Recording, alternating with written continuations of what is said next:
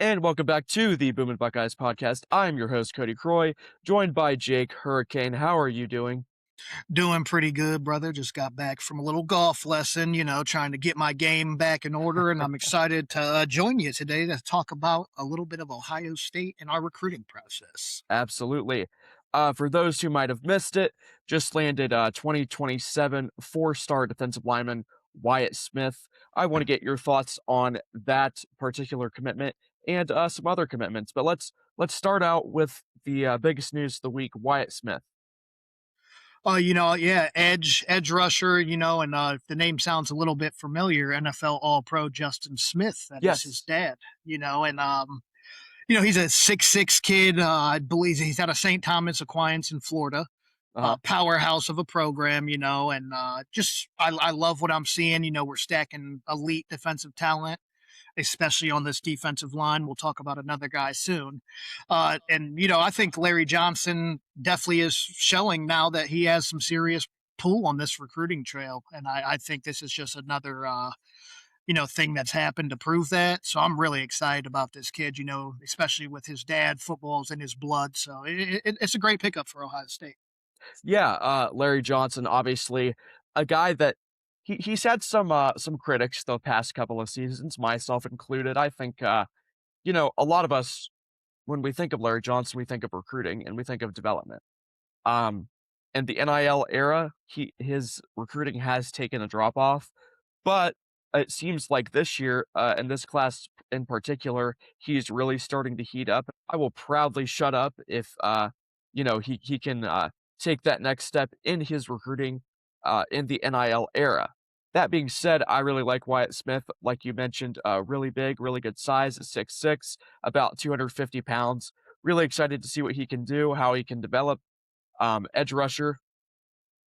But like you alluded to before, another guy that is in this class, DJ Jacobs, 5-star recruit, was ranked as the number one player in the class at one point.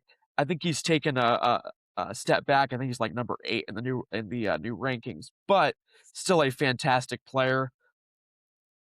What does it mean to have these two guys just in this class as the Buckeyes look again to develop their defensive line?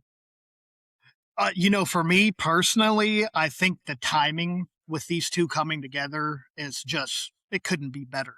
Like as we just talked about, like, all the questions with Larry Johnson. And when you have somebody like DJ Jacobs and, like you just alluded to, talked about, he was the number one recruiting prospect in this entire 2027 class. And, when you look at Ohio State, the resume speaks for itself. Of course, Chase Young, which didn't necessarily pan out. I wouldn't necessarily call him a bust the way people do. He's had a nice little rebound, but He's Chase starting to Young, find his footing, definitely. yeah, I think he the had like what 8 sacks last year. yeah, yeah, Yeah, yeah, and the Bozas, so uh-huh, very yeah, many elite pass rushers have been developed in Columbus, and now you got DJ Jacobs, which he's that next big name that's buying into this vision. And I think Buckeye fans should be absolutely ecstatic, about landing these. I mean, these are both two of the top ranked edge rushers. I mean, DJ Jacobs is, next level, but don't uh-huh, sleep on yeah, Wyatt Smith, big kid. And like I said, football's in his DNA with his pops, so he'll be ready. absolutely. There's been a lot of talk about Jacobs possibly flipping. Multiple schools still seeking after him, and of course, he's the one of the top recruits in the nation. Um, but after the Caden Dixon Wyatt debacle and the Chris Henry Jr. Scare, I think that we've realized that again, anything can happen. Yeah, absolutely. And, I mean, that's just the new era of college football that we're in with this NIL. It's not as easy to, lock these guys up when people are throwing bags at them. But I mean, I'm still a firm believer in, the competitive nature with this sport. And I think a lot of guys still value that. And what's a better program to come to compete and become the best player than Ohio State? So I think, regardless of money being thrown around all the time, we're Mhm. always in a very good position to land the best of the best in the country. We were talking about defense before we got on air to record this episode, and you told me you had a pretty interesting comparison. Linebacker out of Millbrook, Quentin Cipher, a guy that I'm really high on. You mentioned a particular comparison to another former Buckeye, and I'll let you kind of reveal that as we get into Quentin Cipher a little bit. So I'm actually like Cody said, we were off the air, and I am a huge Quentin Cipher guy. And my comparison for him is I see Jerome Baker a lot in everything this kid does. The reason I say this, he's not necessarily like the biggest linebacker physically, but he does have elite range, explosive, closing speed, great instincts, and just the ability to stay on the field for all three downs. He's at his best when he's flying, sideline to sideline, making plays all over the field. And we all know that's exactly what Jerome Baker made a name for himself in Columbus. So that's what my evaluation, process looked like for him. And I think he's going to be a great player in Columbus and the next great linebacker for the Buckeyes. Obviously, James Laurinaitis, he has been an unreal developer since he's gotten to Columbus just a couple seasons ago. And I think one of the most important things is just looking at, again, the guys that he has developed and the guys that are coming up. You still have TJ Alford, you still have Riley Pettyjohn.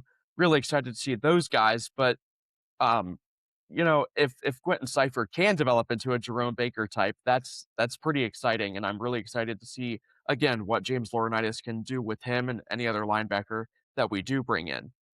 With James Laurinaitis being here, I mean, small track record as of right now, but you got to love what you're seeing from him. It sounds like a lot of the players playing under him love him, which it would be hard not to. One of my favorite Buckeyes of all time, love me some James Laurinaitis. And I just feel like, like you just mentioned, you got Pettijohn and these boys lined up. They're ready to rock and roll now. So, he's going to have to work to get on the field, but I envision, like I said, there's a lot of kids that still are very competitive. And if you watch some of his interviews you can find them on YouTube. He's a football player, man. He's ready to get down and dirty and work hard to become the best player that he can be. And I would love to have James Laurinaitis as my coach as I'm trying to reach my ceiling. Absolutely. I want to switch gears. We got to talk about offense. There's been quite a few rumors recently regarding Brady Edmonds, quarterback, four-star quarterback that committed a while ago, a guy that has been committed to Ohio State for a very long time. What have you seen? And just looking at some of the rumors, what do you make of that? I mean, a lot of this kind of I know the Chris Henry situation kind of happened quickly there. You had Hartline leave, and then boom, it blows up in your face. He doesn't know what he wants to do anymore. And I felt like that was kind of expected. Mhm. Brady, it's a little bit different of a situation because it seemed like he was so bought into Ohio State, Right, and then right. all of a sudden he's going on other visits. I think was UCLA, like I could UCLA is where he just recently visited. Yeah. visit. Yeah, I seen that they're coming into the picture. I mean, time will tell. I really like Brady. I think at heart his heart's still in Columbus. Mhm. Just I can't see the way that he's talks on social media recruiting people to Columbus. Like I said, I think a lot of this is NIL now, man. You got these people that are Sure. coming at you with bigger bags of money, and you don't know where a lot of these kids are coming from. There's Mhm. kids that probably didn't have a lot of money growing up. I'm not saying that's Brady's case, but Right. I'm sure it would be tough, to be bought in somewhere. You're going to get this specific amount of money, but here comes another offer, $400,000 more. So you're going to weigh your options. But as of right now, from what I'm reading, I wouldn't say I'm necessarily worried that he's going to not be in this class, but it's something we have to keep our eye on now. Brady Edmonds, that's a guy that I'm really high on. I would hate to see him go, but again, he is going to weigh his options. But again, I think the biggest thing to just keep in mind is the fact that again he's been very vocal about his love for Ohio State, as you mentioned. Social media, it seems like he's kind of been a recruiter, almost another recruiter. So for him to leave again, I personally don't see it, but you know, in this day and age, anything can happen. Yeah, that's my thing, man. I mean, a lot of this stuff you just got to keep your eye on and hope for the best. But like we both talked about there with the Mhm. recruiting, I mean, this guy has been for the last year and a half now. He's on social media, just recruiting everybody to Columbus. Let's make this offense special and the best they've ever seen. And now all of a sudden, everything blows up and he's weighing options. But I think we're still in a great spot with Brady. This is still the Ohio State University. It's not like we're offering him no money. So, and Ryan Day's track record right now speaks for itself too. I mean, he's developing the quarterbacks, so Mhm. I think we're still in a good position for. As we go into deeper into this recruiting cycle, how good do you feel about again? a potential number one class in the nation. Personally, I feel really, really good as it stands right now. Oh, I'm 100% with you. I wanted to bring him up. DGG, David Gabriel Georges. Yes, running He back. is the guy that I want so bad. He's out of Baylor School in Tennessee, originally from Quebec, which is, that's fascinating to Yeah. me. And I do think it's going to be hard. There's been a lot of buzz, but it seems like Ohio State really has all their chips in for him. And with Lachlan, he's openly talked about how he likes his coaching style and that Mhm. the culture there reminds him of Baylor because of the hard work and development aspect, and that's what he's used to. I just think when you're talking about kids, from that state, Tennessee's a solid program still. It's not Ohio State. A lot of that, it's family. It's things that aren't just necessarily football that you have to worry Mhm. about. Yeah, But absolutely. and I do think if they do land him, I am feeling fantastic about a number one class, especially with DJ Jacobs, which I'm sure that's going to be a process to actually get him to sign. Yeah, Uh, oh, but absolutely. and Yeah. and for DGG, the recruitment's going to be a freaking war, man, until the finish line. Mhm. But Yeah. he's one kid, Scarlet and Gray, that I need, man. It would just be such a boost to this class alone. And if we do land him and we're able to keep, Jacobs, I would not be shocked at all if we end up with obviously the number one ranked recruiting class in the entire nation. You talk about a guy that you need in his DGG. My guy that again, the Buckeyes, they just kinda they have to get him, and this would be incredible for Cortez Hankton in his first cycle, and that's Jet Harrison. He's a 2028 guy, but a guy that he's gonna be really, really special. Obviously, the family ties with his brother going to Ohio State and his dad playing in the NFL, earning that gold jacket. Just looking at the talent of Jet Harrison, he's a guy that his own brother has said could be better than him, and again, I, wholeheartedly agree with that.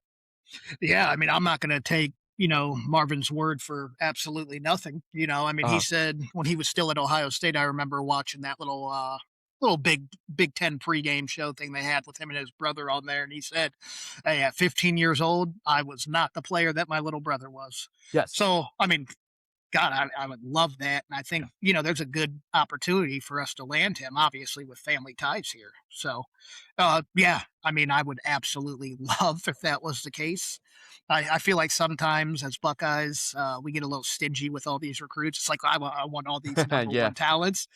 But hey, we've seen it before where this team we recruited a level that not many programs, recruit at. This is a Yeah. year in, year we lose a lot and we reload. I will say it time and time again, nobody reloads like the Ohio State Buckeyes. Nope, absolutely not. Last topic I wanna talk about, the offensive line, Tyler Bowen.